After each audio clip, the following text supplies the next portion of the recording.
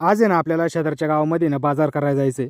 आमच्या जवळपासची 4-5 गावं मिळून सनी ना एका गावामध्ये बाजार भरला जातो.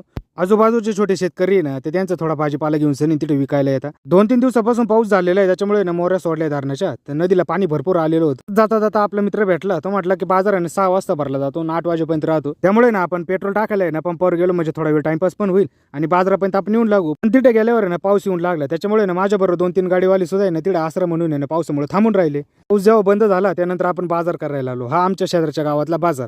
हा बाजार आहे ना 6 ते 8 वाजेपर्यंत राहतो. आता हा बटाटेवाला हा त्याचा धंदा करायसाठी काय म्हणत होता की आमचे बटाटे खाल्ले का लोक झोपेत असतात. अशी कला असते लोकांकडे. पण याच बोलण्यामुळे ना लोक गिराईक भरपूर वाढतात. मी ना लहानपणापासून ही वाटे सिस्टीम भरपूर वेळा पाहायचो. मला हे वाटे खूप आवडायचे.